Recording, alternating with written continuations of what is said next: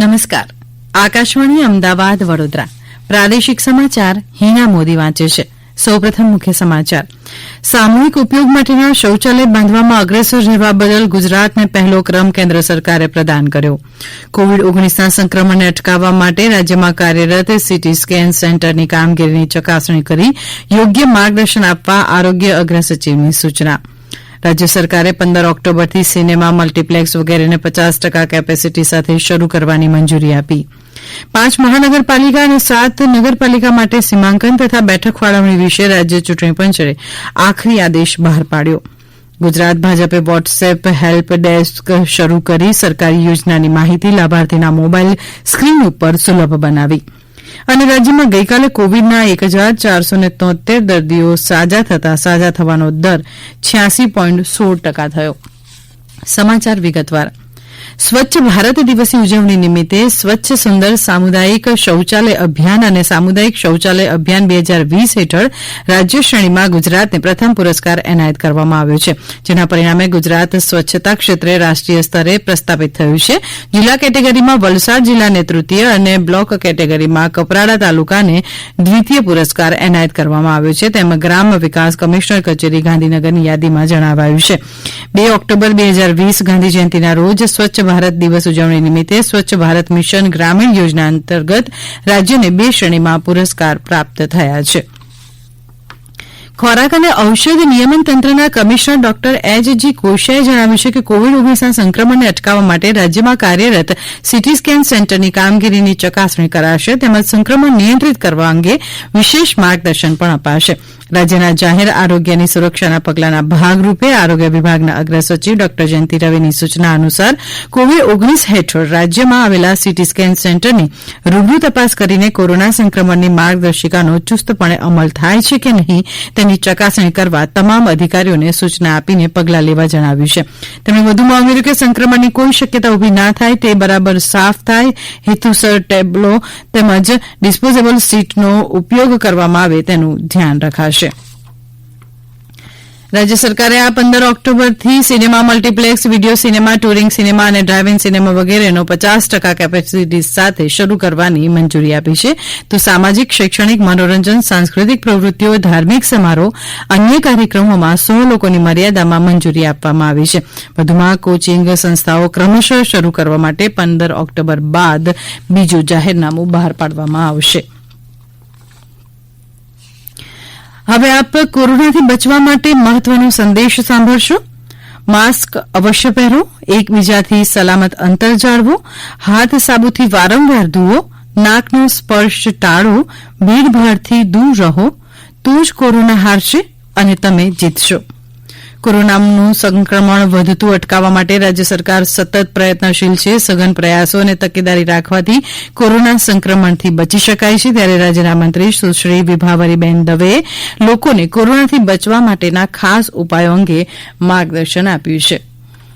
લાંબા સમયથી ચાલતી કોરોનાની મહામારીમાં આપણે બધાએ બચવું ખૂબ આવશ્યક છે, જરૂરી છે. મિત્રો, આ બધામાં આપણને કોઈ બચાવી શકે એમ હોય, આ મહામારીમાંથી કોઈ બચાવી શકે એમ હોય તો એ આપણે પોતે છીએ. આપણે પોતે જો કાળજી રાખીશું તો ચોક્કસ આ બીમારીથી આપણે દૂર રહી શકીશું, સંક્રમિત નહીં થઈએ. આના માટે શોર્ટ ફોર્મ કહું તો SMS એટલે કે સોશિયલ ડિસ્ટન્સમાં રહેવું, M એટલે માસ્ક પહેરવો અને S એટલે સેનેટાઇઝર અને સાબુથી વારંવાર હાથ ધોવા. જરૂરી ન હોય ત્યાં સુધી આપણે ઘરની બહાર પણ ન જઈએ, એટલી પણ કાળજી રાખીએ. જો આટલું કરીશું તો આપણે આ કોરોનાની મહામારીથી ચોક્કસ બચી શકીશું. રાજ્ય ચૂંટણી આયોગ દ્વારા અમદાવાદ, સુરત, ભાવનગર, વડોદરા અને રાજકોટ મહાનગરપાલિકા તથા અન્ય 7 નગરપાલિકાઓના વોર્ડની રચના, સીમાંકન તથા બેઠકોની વારાફરતી ફાળવણી અંગેના આખરી આદેશ પ્રસિદ્ધ કરવામાં આવ્યા છે. તદનુસાર અમદાવાદ મહાનગરપાલિકા માટે 48 વોર્ડમાં 192 બેઠકો નિયત કરાઈ છે, જેમાં 116 અનામત અને 76 સામાન્ય બેઠકો નિયત કરાઈ છે. એ જ રીતે સુરત મહાનગરપાલિકા માટે 30 વોર્ડમાં 120 બેઠકો પૈકી 69 અનામત અને 51 સામાન્ય બેઠકો રહેશે. જ્યારે ભાવનગર મહાનગરપાલિકામાં 13 વોર્ડમાં 52 બેઠકો પૈકી 29 અનામત અને 23 સામાન્ય બેઠકો રહેશે. રાજકોટ મહાનગરપાલિકામાં 18 વોર્ડમાં 72 બેઠકો નિયત કરાઈ છે, જેમાં 41 અનામત અને 31 સામાન્ય બેઠકો રહેશે. વડોદરા મહાનગરપાલિકામાં 19 વોર્ડમાં 76 બેઠકો પૈકી 45 અનામત બેઠક અને 31 સામાન્ય બેઠક નિયત કરાઈ છે. આ ઉપરાંત જે 9 નગરપાલિકાના આખરી આદેશ પ્રસિદ્ધ કરાયા છે તેમાં પોરબંદર છાયા નગરપાલિકા માટે 13 વોર્ડમાં 52 બેઠકો નિયત કરાઈ છે તે પૈકી 32 અનામત અને 20 સામાન્ય બેઠકો રહેશે. એ જ રીતે મોરબી નગરપાલિકા માટે 13 વોર્ડમાં 52 બેઠકો પૈકી 29 અનામત અને 23 સામાન્ય બેઠકો રહેશે. સાવરકુંડલા નગરપાલિકામાં 9 વોર્ડમાં 36 બેઠકો પૈકી 21 અનામત અને 15 સામાન્ય નિયત કરાઈ છે. મુન્દ્રા બારોઈ નગરપાલિકા માટે 7 વોર્ડમાં 28 બેઠકો પૈકી 18 અનામત અને 10 સામાન્ય બેઠક રહેશે. નવસારી વિજલપોર નગરપાલિકા માટે 13 વોર્ડમાં 52 બેઠક પૈકી 35 અનામત અને 17 સામાન્ય બેઠક રહેશે. સુરેન્દ્રનગર દુધરેજ વઢવાણ નગરપાલિકા માટે 13 વોર્ડમાં 52 બેઠકો પૈકી 32 અનામત અને 20 સામાન્ય બેઠકો રહેશે. પેટલાદ નગરપાલિકાઓનો સમાવેશ થાય છે માટે 9 વોર્ડમાં 36 બેઠકો પૈકી 21 અનામત અને 15 બેઠકો સામાન્ય રહેશે એમ રાજ્ય ચૂંટણી આયોગની યાદીમાં જણાવાયું છે. આ પ્રાદેશિક સમાચાર આપ આકાશવાણી અમદાવાદ વડોદરા કેન્દ્ર પરથી સાંભળી રહ્યા છો. ગુજરાત ભાજપ દ્વારા વોટ્સએપ હેલ્પ ડેસ્ક શરૂ કરી સરકારની તમામ યોજનાની માહિતી લોકોને મોબાઈલ સ્ક્રીન ઉપર સુલભ બની છે. પ્રદેશ પ્રમુખ સી.આર. પાટીલની જહેમતથી બનેલી આ સેવાને મુખ્યમંત્રી વિજય રૂપાણીએ ખુલ્લી મૂકી ત્યારે સંગઠનના અનેક પદાધિકારી હાજર હતા. નાગરિકોએ 0261 23 નંબર પોતાના મોબાઈલમાં સેવ કરીને હાય મેસેજ કરવાનો રહેશે. ત્યારબાદ મેસેજ આવશે જેનો રિપ્લાય 0 લખીને મોકલવાથી યોજનાઓનું લિસ્ટ નંબર સાથે આવશે તેમ ભાજપની સત્તાવાર યાદીમાં જણાવાયું છે. આગામી 3 નવેમ્બરે યોજાનાર ગુજરાત વિધાનસભાની 8 બેઠકોની પેટા ચૂંટણીનું જાહેરનામું શુક્રવારે બહાર પડશે. એક તરફ રાજકીય પક્ષો દ્વારા રાજકીય ગતિવિધિ તેજ બની છે ત્યારે બીજી તરફ કોરોના મહામારી વચ્ચે ચૂંટણી પંચ પણ સજ્જ બન્યું છે. મુખ્ય ચૂંટણી કમિશનર ડોક્ટર એસ મુરલીકૃષ્ણએ ચૂંટણી નિરીક્ષકો અંગે આ રીતે વધુ માહિતી આપી હતી. આ વખતે કોવિડના પેન્ડેમિક છે, પરંતુ બિહારમાં પણ જનરલ ઇલેક્શન છે અને અન્ય કેટલાક રાજ્યોમાં પેટા ચૂંટણી પણ છે.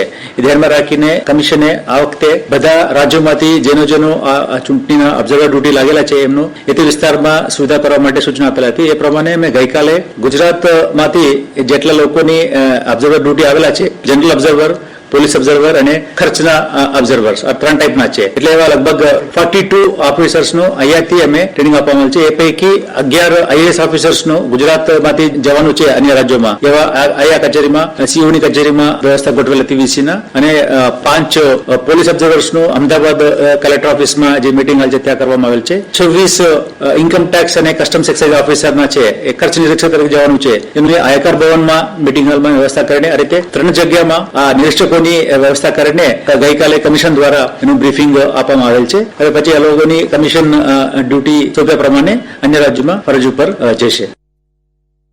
મોરબી ધારાસભા બેઠકની પેટા ચૂંટણીમાં ફરજ બજાવવાની હોય તેવા કર્મચારીઓની તાલીમનું આયોજન જિલ્લા ચૂંટણી અધિકારી દ્વારા યોજાઈ ગયું. માસ્ટર ટ્રેનર સુનિલભાઈ અધારા દ્વારા ઈવીએમ મશીન વિશે પૂરતું જ્ઞાન અને તાલીમ આપવાની વ્યવસ્થા નોડલ અધિકારીઓ માટે કરાઈ છે.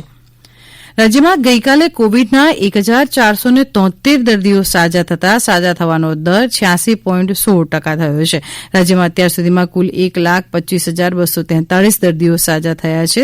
છેલ્લા 24 કલાકમાં કોવિડના નવા 1,335 કેસ નોંધાયા છે, જેમાં સુરતમાં સૌથી વધુ 281, અમદાવાદમાં 187, રાજકોટમાં 147, વડોદરામાં 126 કેસ નોંધાયા છે. રાજ્યમાં હાલ કુલ 16,597 એક્ટિવ કેસો છે, જેમાં 91 દર્દીઓ વેન્ટિલેટર ઉપર છે અને 16,506 દર્દીઓની સ્થિતિ સ્થિર છે. ગઈકાલે કોવિડના કારણે કુલ 10 લોકોના મોત થયા છે. રાજ્યમાં અત્યાર સુધીમાં કુલ 47,54,655 ટેસ્ટ કરવામાં આવ્યા છે. ભરૂચ ખાતે ગોલ્ડન બ્રિજની સમાંતર નવા બની રહેલા બ્રિજની કામગીરીને પગલે ભરૂચના કસક સર્કલથી શીતલ ચોકડી અને ભોલાવ ઓવરબ્રિજથી શીતલ ચોકડીને જોડતો માર્ગ ભારે વાહનો માટે 1 માસ સુધી બંધ રાખવાનો નિર્ણય કરવામાં આવ્યો છે. ચાલુ વર્ષે નર્મદા જિલ્લામાં આવેલ કરજણ ડેમ છલોછલ ભરાયો છે. આ વખતે નર્મદા જિલ્લામાં કરજણ ડેમના ઉપરવાસમાં સાગબારા અને દેડિયાપાડા તાલુકામાં સતત ભારે વરસાદના કારણે ચાલુ મોસમનો 150% વરસાદ નોંધાયો છે.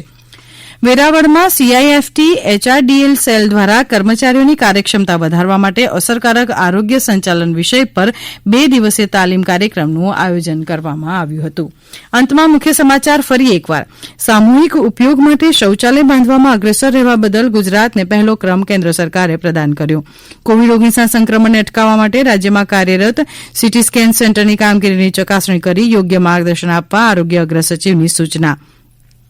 રાજ્ય સરકારે 15 ઓક્ટોબરથી સિનેમા, મલ્ટીપ્લેક્સ વગેરેને 50% કેપેસિટી સાથે શરૂ કરવાની મંજૂરી આપી.